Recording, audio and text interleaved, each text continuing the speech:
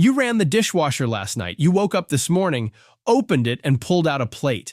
It felt clean. It looked clean. It smelled clean. That is the entire promise of a dishwasher. Hot water, detergent, a drying cycle, and the confidence that whatever was on that plate is now gone. A 2023 study from the University of Zurich found something specific about that plate.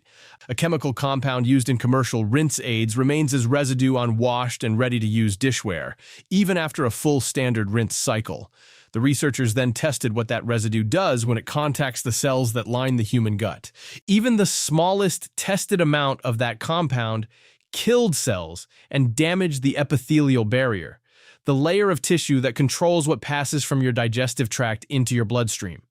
I want to show you exactly what that study found, what it did not find, why some of the viral coverage of this research got the story wrong in a specific and important way, and what the gap between the research and the viral coverage tells you about the one thing that actually matters here. By the end of this video, you will have a more accurate picture of this topic than the vast majority of people who have already seen it covered online. The study was published in the Journal of Allergy and Clinical Immunology, one of the most respected peer-reviewed journals in the field of immunology. The lead researcher was Ismail Ogulur at the University of Zurich. His co-author was the institute's director, Dr. Kezmi Akdis, who later published a commentary titled "Scrubbing Away Our Collective Health." The study tested dishwasher detergents and rinse aids against laboratory models of human gut tissue, cell cultures, and miniaturized intestinal systems designed to replicate how the gut lining responds to chemical exposure. These models are the standard approach for gut barrier research when direct human experiments are not feasible. The findings on rinse aids were the most significant. The specific chemical identified was a member of the alcohol ethoxylate family, a class of surfactants widely used in both dishwasher rinse aids and other household cleaning products. The researchers found that this compound remained detectable on dishware after a complete wash cycle, and when gut tissue models were exposed to it, even at concentrations far below those found on freshly washed dishes, they observed epithelial barrier damage and cellular disruption. The University of Zurich issued a press release with the headline, "Commercial dishwashers destroy protective layer in gut." That headline was accurate in a very specific sense, and in the viral coverage that followed, something important in that headline got lost. Before I get to the distinction that most coverage missed, I want to explain why the gut epithelial barrier matters enough to justify this level of scientific attention. The epithelial barrier is a single-cell thick layer lining your entire digestive tract. It is one of the most important interfaces in the human body, the structure that decides what gets absorbed into the bloodstream and what gets kept out. When it functions correctly, nutrients pass through and pathogens, toxins, and undigested food particles do not. When the epithelial barrier is damaged or becomes abnormally permeable, those protections break down. Undigested compounds and microbial products can pass into the bloodstream and trigger systemic immune responses.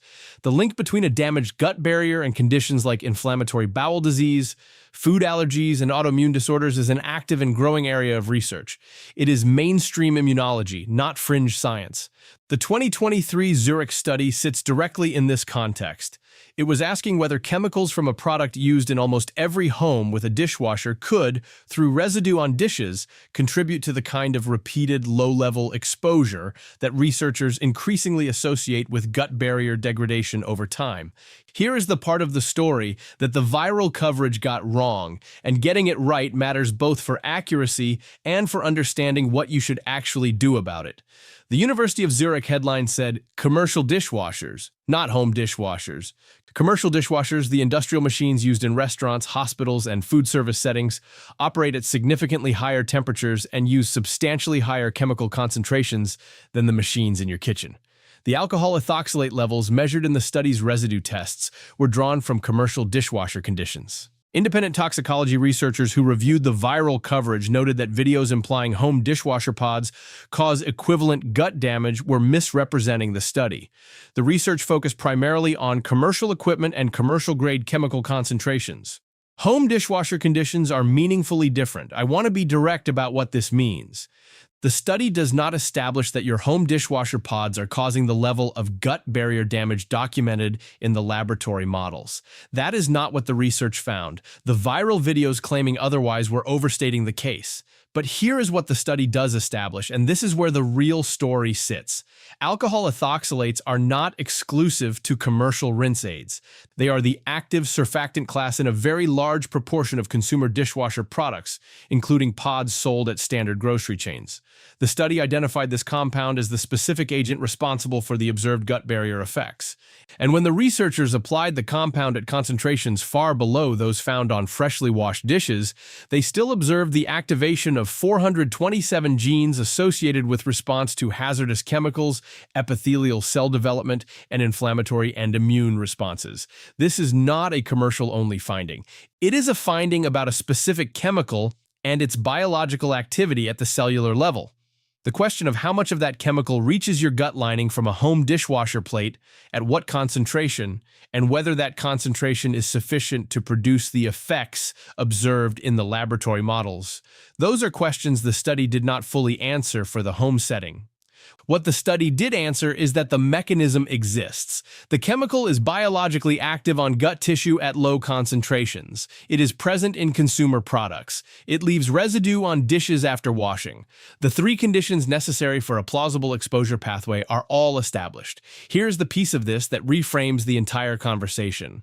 You might be wondering why, if this research was published in 2023 in a major journal by a respected institution, you are only hearing about it from a science channel rather than from the manufacturers of the products involved.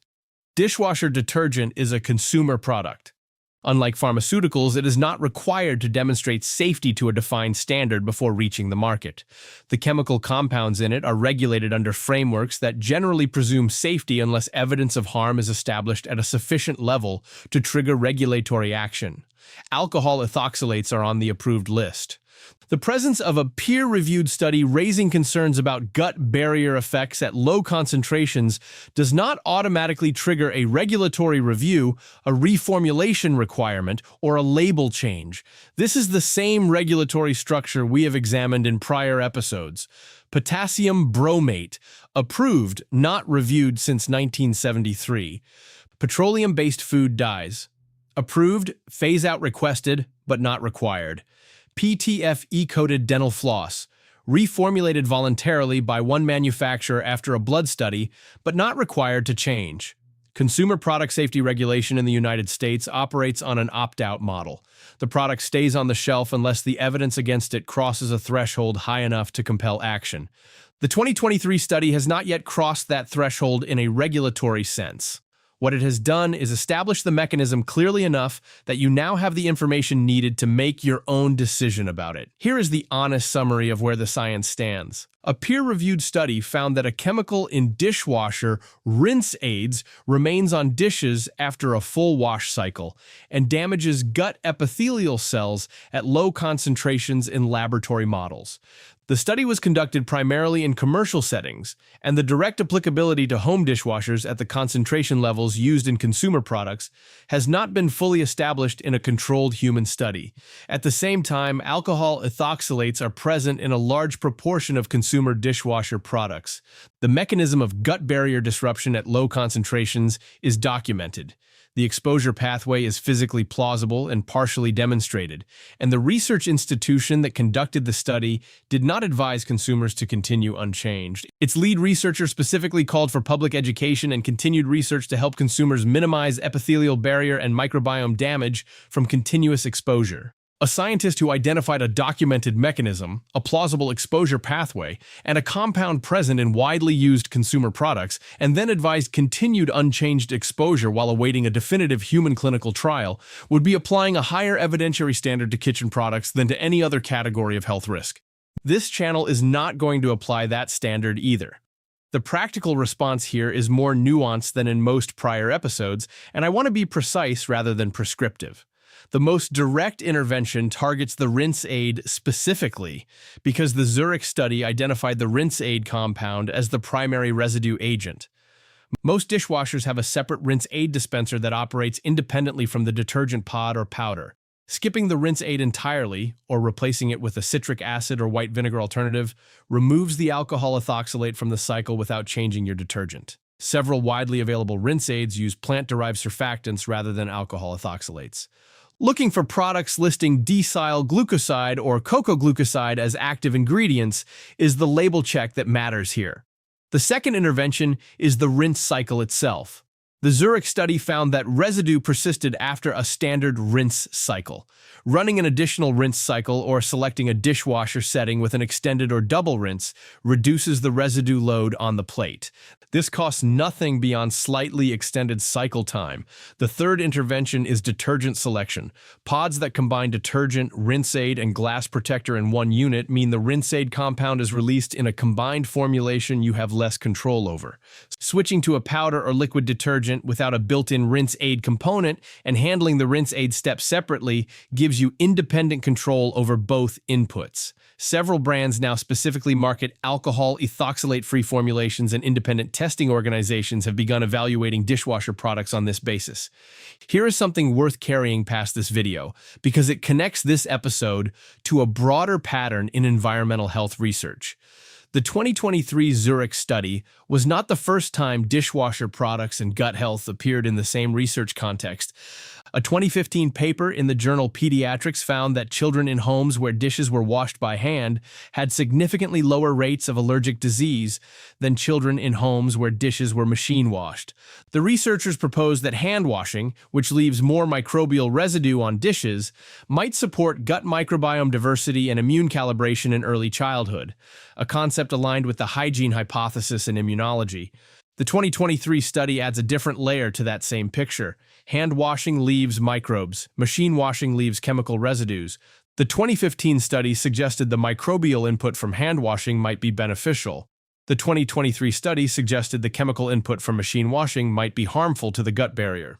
Neither study is the final word. Together, they suggest that the relationship between dishwashing method and gut biology is more complex than anyone who designed a dishwasher in the mid-20th century was thinking about. You opened the dishwasher this morning and pulled out that plate, clean. Exactly what a dishwasher is supposed to deliver. Now, you know there is a second question worth asking about that plate. Not just whether the food residue is gone, but what the chemical that removed it left behind. Those are not the same question. The dishwasher was designed to answer the first one. Nobody designed it with the second one in mind. The rinse aid dispenser in your dishwasher has a cap you can open. What you put in it, or whether you use it at all, is a choice that is now yours to make with the information this research provides. That is what this channel is here to do. Take the object everyone uses without thinking about it twice, and show you what the published evidence actually says is happening while you are not looking. If you want the next one, subscribing is how you get it. I will see you in the next video.